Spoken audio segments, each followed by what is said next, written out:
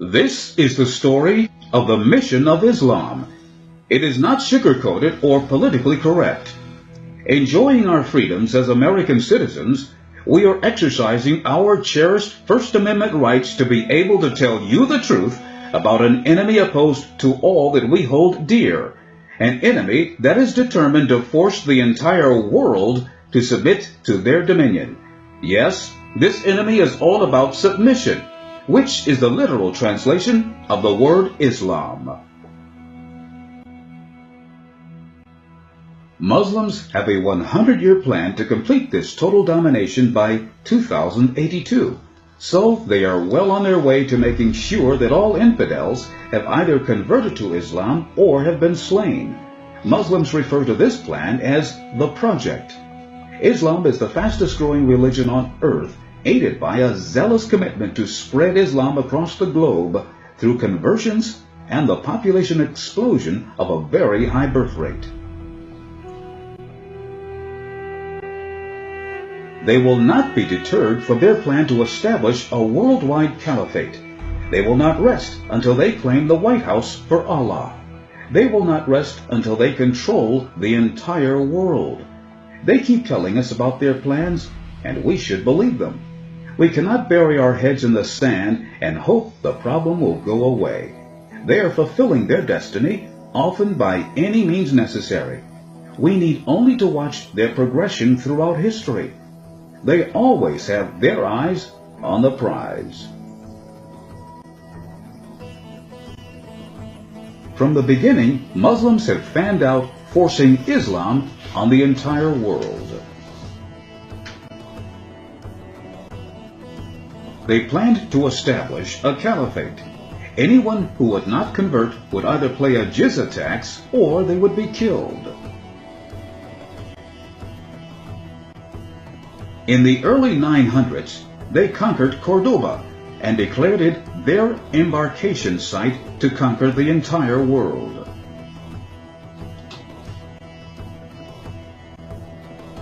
They reigned for over 100 years before finally being driven out.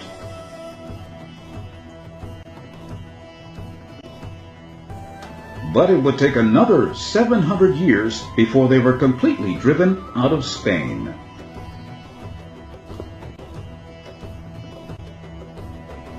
Muslims study and honor significant historical dates. September 11, 1683 was an important date in the glory days of the Ottoman Empire.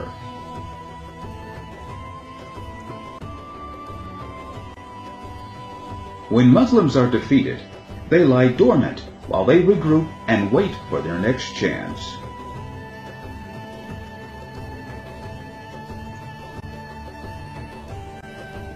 September 11, 2001 was not the first attempt to take down the World Trade Center. There was a previous attempt in 1993. Muslims celebrate their victories by laying claim to conquered territories. The Muslim Community Center, established in 2009, was only 2 blocks away from the ruins of the World Trade Center. It was certainly intended to signify conquest by naming it Cordoba House. There were plans to replace the existing Cordoba House with a 13-story Islamic Community Center. It was referred to as the Ground Zero Mosque. Note the resemblance to the World Trade Center. All of these actions are intended to send a message, first as a sign of pride and solidarity for Muslims, but also to make a show of strength for anyone watching. Unfortunately, there are many Americans who have not yet awakened to the clear threat. It is time to take a good look at what we are dealing with by learning the lessons of history.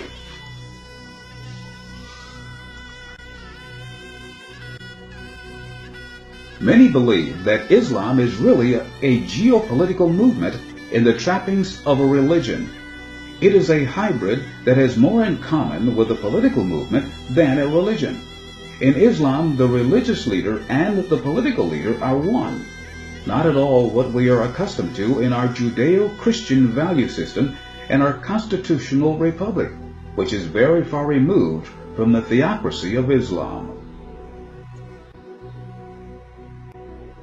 Islam is called a religion by its believers, but it is based on a compilation of barbaric laws which seem to be made up by Muhammad as he went along. The Quran, which is the codification of Muhammad's rules, appears to be his rationalization for the brutality he used to overcome and control his enemies. What other religions murder, rape, stone, and behead in the name of God?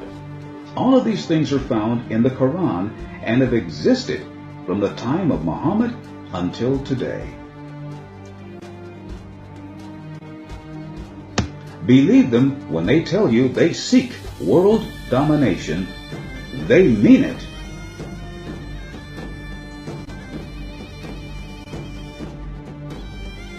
Dutch politician Geert Wilders has sounded the alarm in Europe. He is very concerned about the Islamization of Europe, even before the recent invasion. He compares the Quran to Mein Kampf and has campaigned to have the book banned in the Netherlands. Wilders has not forgotten that Muhammad said, "I have been ordered by Allah to fight against the people until they testify that there is no God but Allah, and Muhammad is his messenger." For speaking out against Islam, Wilders has been served with a death sentence for blasphemy. There is no due process, no trial. In fact, if the crime is blasphemy, any Muslim can and indeed must carry out the death sentence.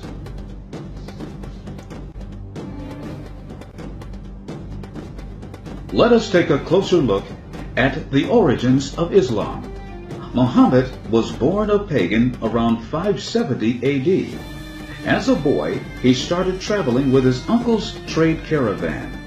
As an illiterate young man, he was impressed with what he saw of the Jewish and Christian settlements that seemed powerful and prosperous.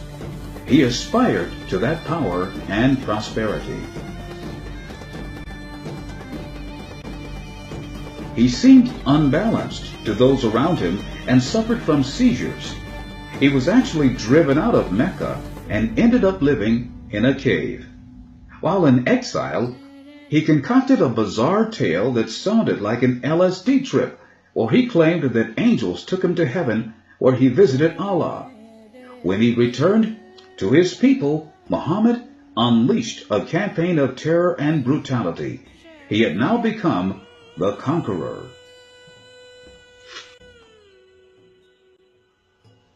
His trip to visit Allah is known as the night ride. He traveled to heaven in a mythical horsewoman known as Barak. On his journey, he assumed his role as the messenger from Allah, with claims he was sent to conquer the world. The messages he claimed to receive from Allah were dictated by Muhammad to his followers, who wrote them down since Muhammad himself could neither read nor write. These writings became the Quran, which is the basis for the teachings of Islam.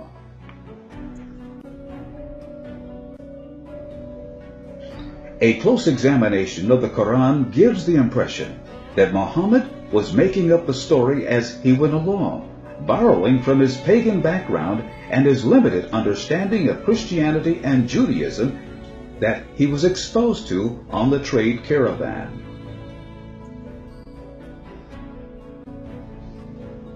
The earliest biography of Muhammad was written in 750 AD, based on an oral history.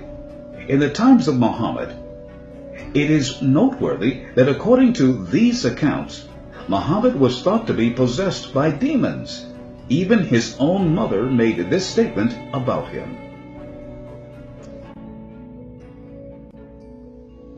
There is no question that he was seen as unbalanced by his family and people who knew him the best. After being chased out of Mecca, he was forced into hiding in a cave. The folklore portrays a spider concealing the cave entrance from his pursuers.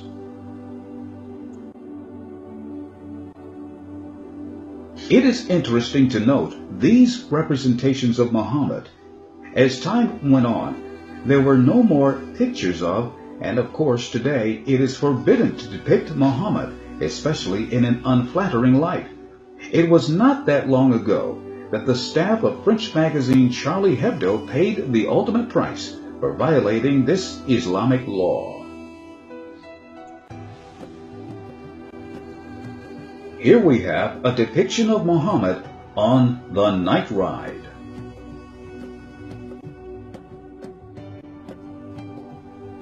Here, Muhammad and the angel Gabriel left for their visit to see Allah in heaven.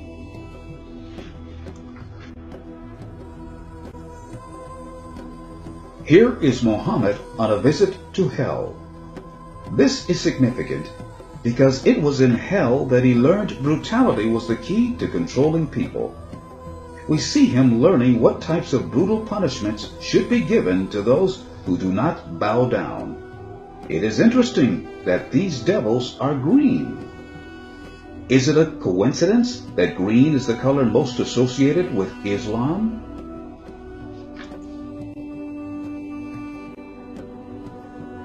Here we see him learning about tortures, a lesson he apparently learned very well. Brutality and torture has been very important in Islamic conquests.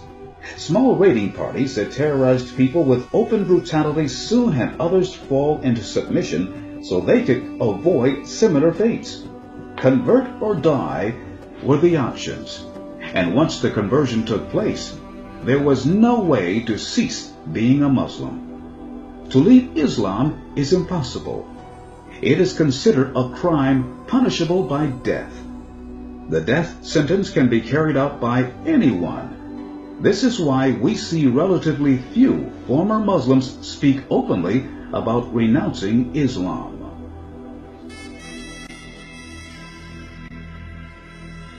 In this painting, we see Muhammad learning to pray according to Allah's instructions. But it was too hard for him to carry out, so he kept adapting it until it worked.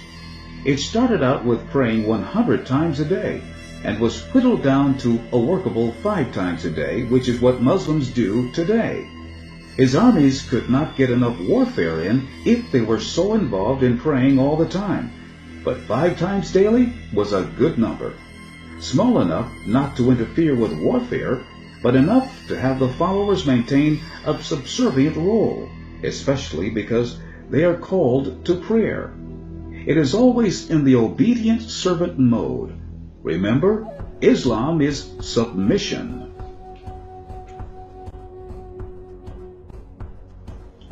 Here we see Allah has given Muhammad a miniature city to represent his destiny as a conqueror, as much as to say, the world is yours, go forth and conquer.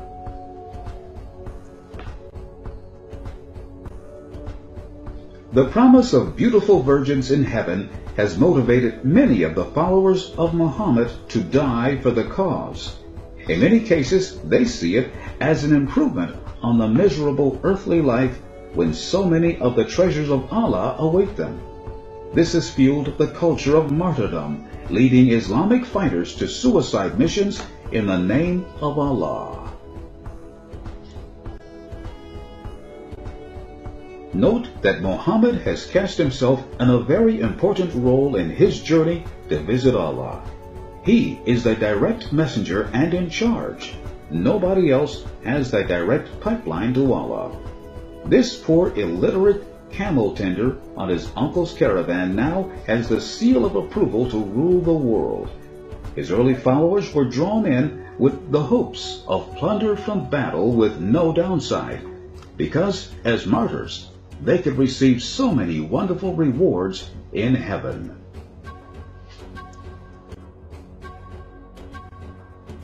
After he returned to earth, he started his conquest of the world, always with angels at his side. Everything Muhammad did was under the guise of religion. He wanted to be viewed as having the seal of approval from Allah, with the protection of angels surrounding him. Muhammad's campaigns were very brutal. He did not have large armies, but relied on extreme and merciless methods to extract obedience through torture, rape, and mass beheadings. It should be noted that these are the same tactics employed today by many Muslims. Muhammad died in 632 AD, but his legacy lives on, and it is growing.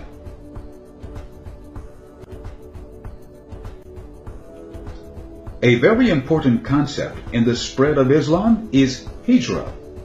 According to Islamic tradition, this represents the migration or journey of Muhammad and his followers from Mecca to what was later named Medina. Today we call this migration jihad, or the expansion of Islam across the globe. We see this today as mosques are built in new areas of expansion, even before there are enough people to fill them. Build them and they will come. Today, Saudi Arabia is planning to build 200 new mosques in Germany for the same refugee population they refused to shelter in Saudi Arabia.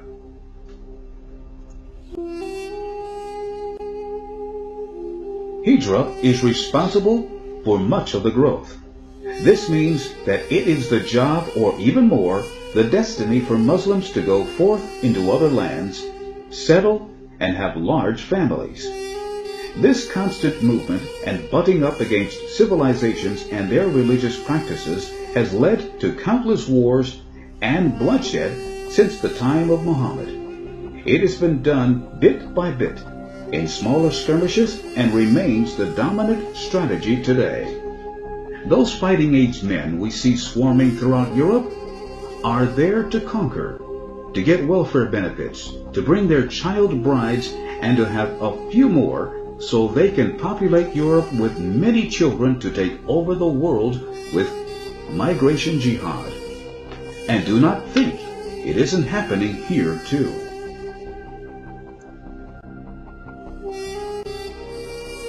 The doubling formula is well known to the Arab world. It came from the game of chess. Muslims have the highest birth rate in the world. By putting 1 grain of wheat on the chessboard, then doubling it on the second square, and then on the third, then the fourth, and so on.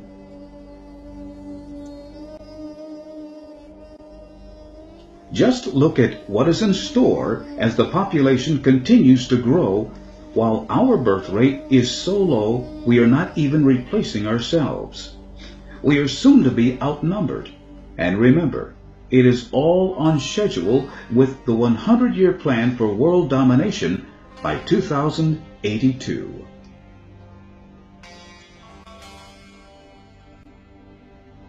More than just moving or migrating, it is part of a very purposeful conquest of new territories for Muslims to continue the migration jihad of introducing Islam to non-Islamic lands.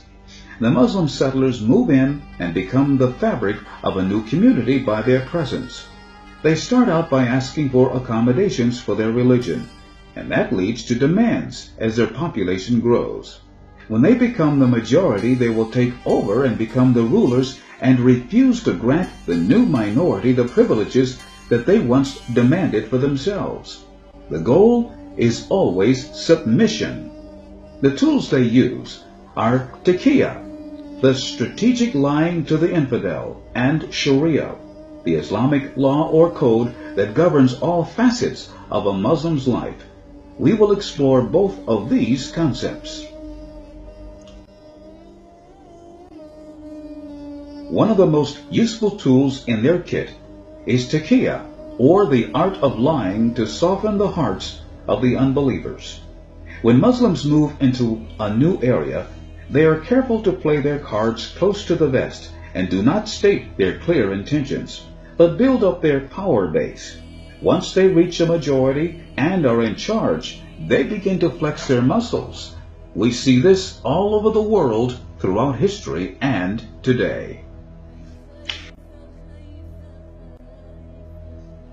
It is considered an honor to lie to an infidel.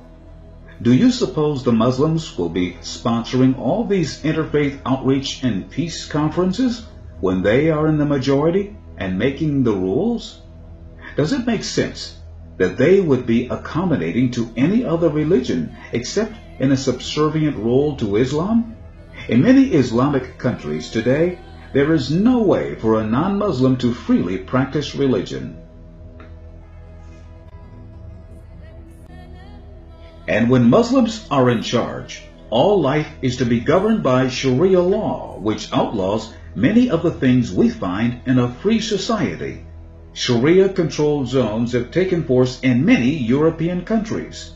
This sign outlaws alcohol, gambling, music or concerts, pornography or prostitution, drugs or smoking. These no-go zones are becoming plentiful wherever Muslims settle. Of course, the zones will expand until they engulf the entire city.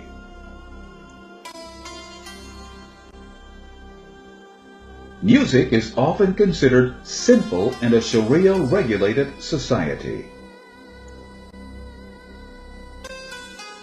In some stricter Muslim countries, women are not even allowed to drive. The stricter Muslims are the Wahhabi Muslims.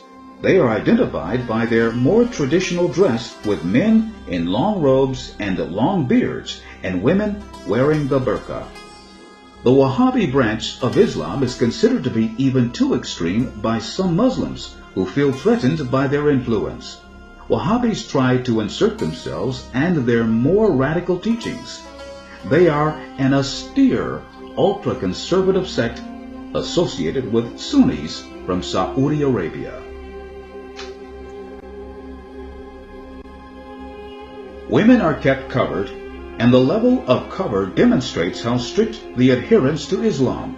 Beyond the headscarf or hijab, the levels of coverage can be obstructive and dehumanizing. They show to the world that the women out in public walking behind the man and wearing this bulky garb is his possession, not a person in their own right. Because she is property and not a person in her own right, a crime like rape is not seen as a violation of her as a person, but a property that has been violated, and that is why a rape victim is often punished, even as the crime victim. The covering Muslim women wear is to discourage rape, because they can be easily identified as Muslim. That is why we see a rape culture today in Europe, when uncovered women are seen as fair game and it is considered okay to rape them. On the way to achieving majority status in a community, Muslims use Sharia to agitate for demands to be met so that they are not offended by things like pork or alcohol. Then they agitate for prayer rooms and foot baths and other accommodations, such as not wanting to take off face coverings in court or for identification purposes on driver's licenses. Muslims use the Quran as the basis to control, with the imam in charge of handing out the punishments for wrongdoing. This is a theocracy where the religious leader has the last word. The Quran is very harsh on the non-believer and supports beheading them and hacking them to death. I will terrorize the unbelievers, therefore smite them on their necks and every joint, and incapacitate them, strike off their heads, and cut off each of their fingers and toes. There is no authority higher than the Quran and the Sharia law it outlines. It is their constitution and totally incompatible with the Constitution of the United States of America. We came to say the Quran is our constitution. We are committed to God and His holy book. God willing, should they try to carry out their crime against the Quran, God will tear their state apart, and they will become God's lesson to everyone who tries to desecrate the holy book. When the caliphate takes over, the clerics are in charge. There are no protections for any rights. Because there is such strict reliance on the Quran, Islam is grounded in the 8th century. There is a belief system to match. In 1993, the supreme religious authority of Saudi Arabia stated, "The earth is flat. Whoever claims it is round is an atheist deserving of punishment."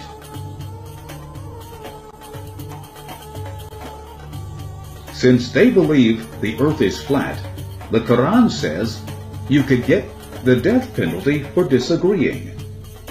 They thought the movie Gravity was insulting to Muslims and wanted it banned because it showed the earth as a sphere.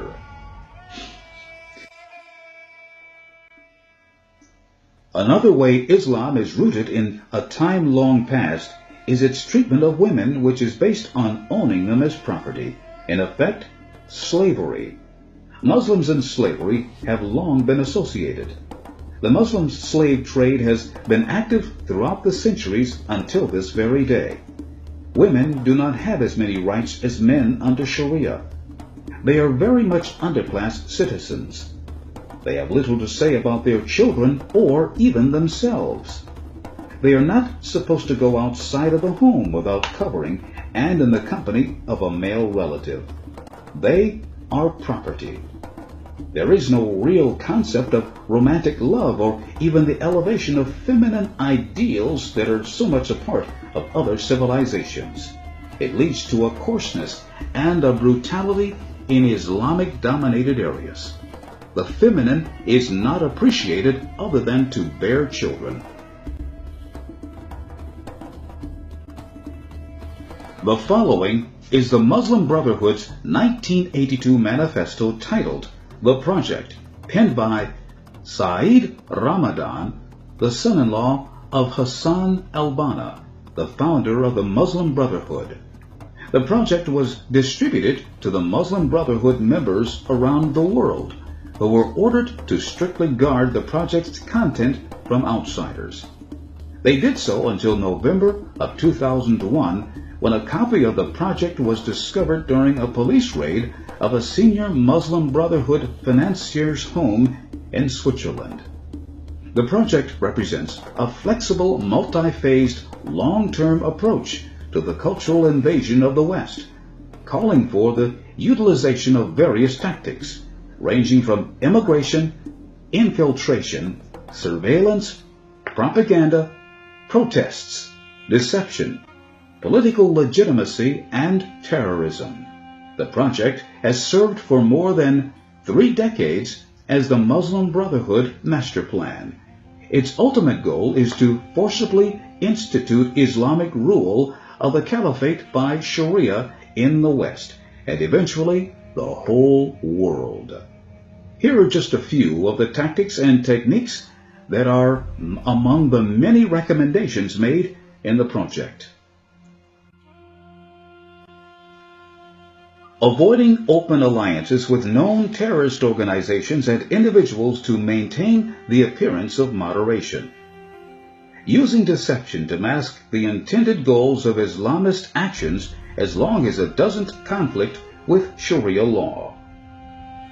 Cultivating an Islamist intellectual community, including the establishment of think tanks and advocacy groups, and publishing academic studies to legitimize Islamist positions and to chronicle the history of Islamist movements. Involving ideologically committed Muslims in democratically elected institutions on all levels in the West, including government, NGOs, private organizations, and labor unions. Instituting alliances with Western progressive organizations that share similar goals.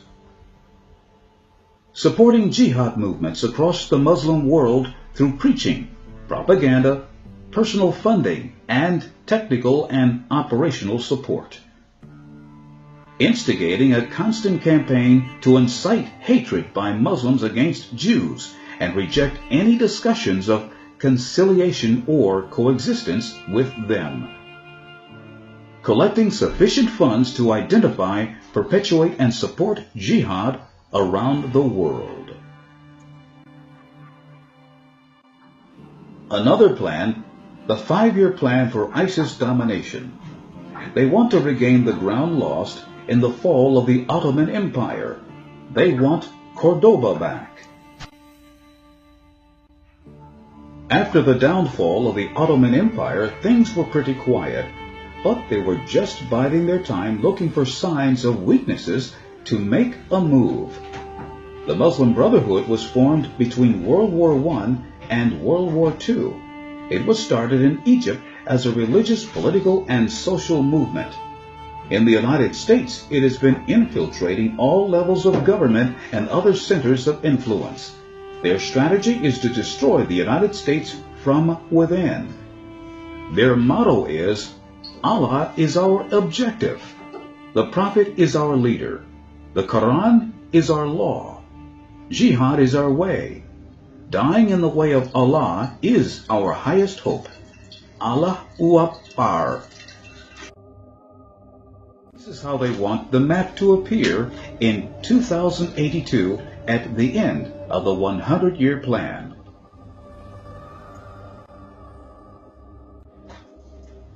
ISIS receives support from Muslims because they see their destiny being fulfilled.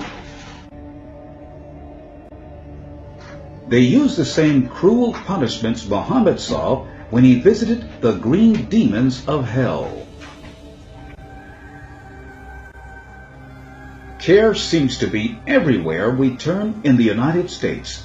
The Council on American Islamic Relations acts as a trade association and spokesperson for Muslims. Their current big push is fighting Islamophobia, believing the best defense is a good offense.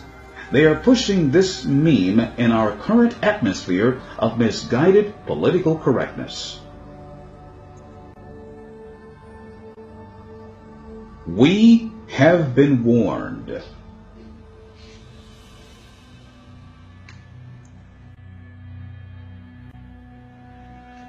They even tell us in their own words that they do not respect our Constitution.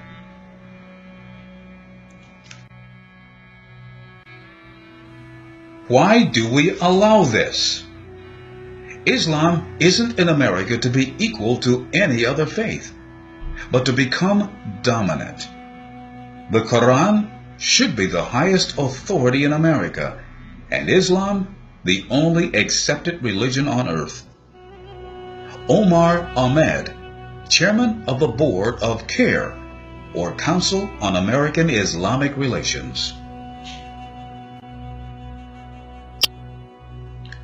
Let us not forget, CARE has an unindicted co-conspirator in the Holy Land terrorism trial.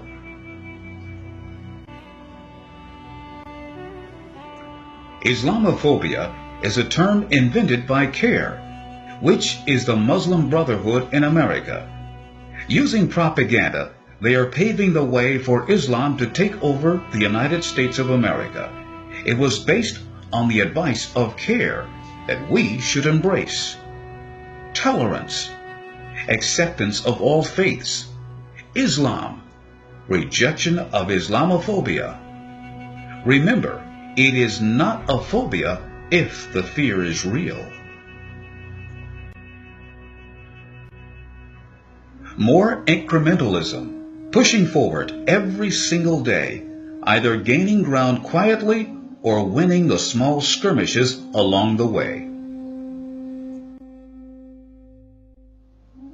These recent bold actions seem to represent a new phase in migration jihad. Some of us are waking up, but will it be in time?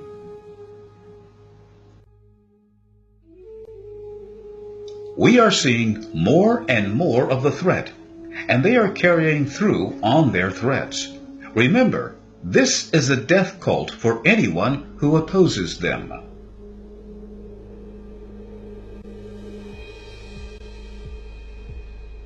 They are clear in their desire for Islam to rule the world.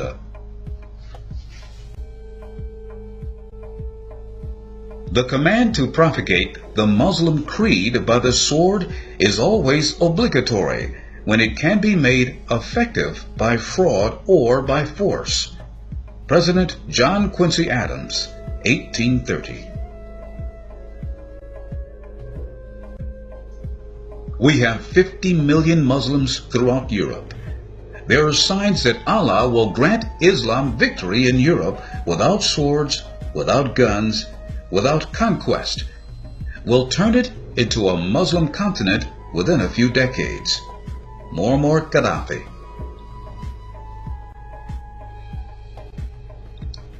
The term moderate Islam is ugly and offensive.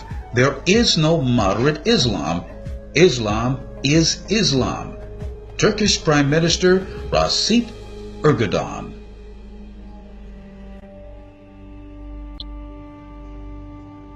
The world will not be destroyed by those who do evil, but by those who watch them without doing anything. Albert Einstein. They raise one finger to signify only one Allah. All over the Muslim world, we see the sign of solidarity and domination. The word Shahada means, there is no God but Allah, and Muhammad is the messenger of Allah. It is a signal known throughout all Arab lands and Muslims everywhere.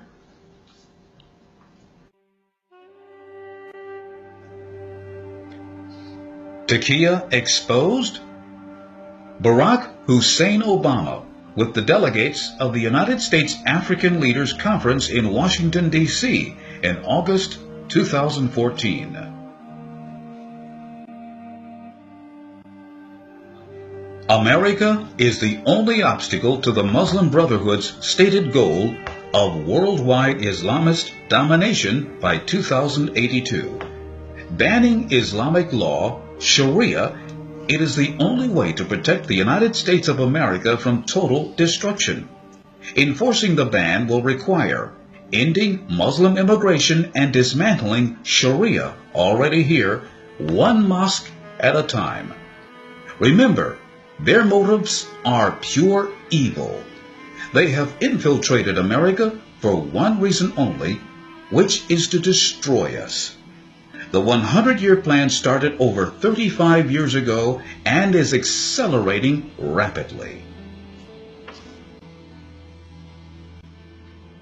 Will you spread the word and resist to protect your family and your freedoms? I'm Ron Edwards.